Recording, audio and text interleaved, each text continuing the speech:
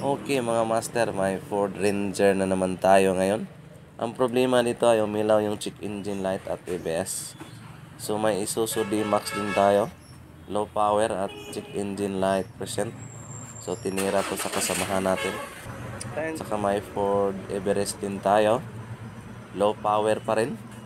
So tinanggal natin yung mga injector para ma-test natin sa calibration kung okay lang ba yung shower niya. So dito muna tayo sa Ford Ranger mauna. So ayan, kita natin na umilaw yung check engine at saka ABS. So yung power ay okay naman. So siyempre scan muna natin to. Karena bitong murag danlog niyo, ano? Wala man ta na siga naman hinoon imbes na kuha na. Dili sa ABS na sir. ABS, Connection na sa ABS. Ah, So ngayon ay tuplok pataka na tayo sa ating scanner ngayon. So ayan, maraming fault ko dito. Sa power control module may 7. Anti-lock brake system may 4. So dito muna tayo sa power control module. So ito yung engine. So dito tayo papasok. So ready TC.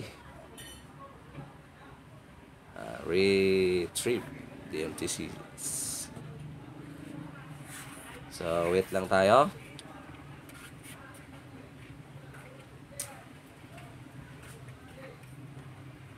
Yun. So ito na yung mga fault code natin. So may may exhaust gas recirculation history. AGR pabalik-balik lang. Cylinder for glow flag, open circuit, glow flag. Ito yung i-reset natin. So ito yung i-delete natin mamaya. So siyempre balik muna tayo at papasok tayo sa anti-lock brake system or ABS. Kung ano yung problema din dito sa ABS dahil umilaw yung ito ABS at saka traction control. So ready TC tayo.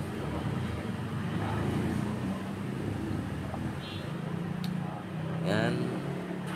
So yun steering angle sensor, front right wheel speed sensor. Front wheel speed sensor. Front right. Front right. lagi. Right. Mao dito. So titingnan natin mamaya yung nasa harap na kanang gulong. Kung ano yung problema dito dahil nasa front to right. differential niya. So dito muna tayo sa check engine. So ang story pala dito mga master ay nagpalinis sila ng AGR cleaning. At ngayon pagkatapos malinisan at may balik pag-andar ng engine ay yun na, umilaw na yung check engine light. So ngayon wala na yung check engine light. Ito na lang yung ABS at saka traction control module ang isosolve natin. So sa mga naka Ford pala ay medyo sensitibo tong Ford.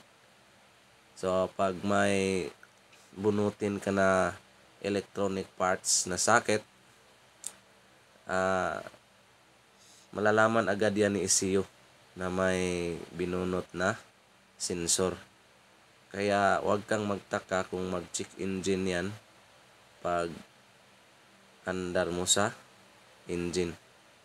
Dahil medyo sensitive to si Ford. Kaya kailangan mo talagang pumunta sa may mga shop na may scanner para ma-reset yung problema. So hindi to basta-basta na sasakyan, medyo sensitibo. So ngayon ay punta na tayo sa sensor ng ABS. Ayun. So pinatanggal natin sa kasamahan na si Saldi. So hindi nagsisinungaling yung scanner natin. So ayan, kita natin na may putol. So sinabi niya nasa front right. So sinabi niya talaga. So kita natin na putol. Kinagat siguro to ng aso or daga siguro. So fast forward tayo. Ayan. Pagkatapos nating maisolda yung wire ay ayan, pinakabit na natin sa partner natin Sandy. So the moment of truth.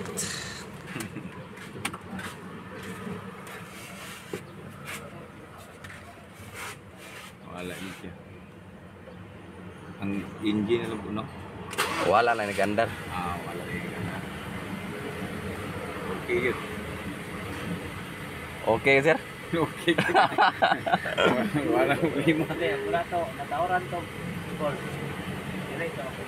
Bitay no. Sakit mo to sige na ana no. Mau lagi. Rawa nga magkuwang-kuwata dili na magpaayo eh. Pero diri mag-meeting bayuhan katong may auto diri nga. Kuwang gusto ka na. Ibayo di man bayuhan ko. May auto ko. Nakachamba na po. Don't forget to subscribe. Yes, sir.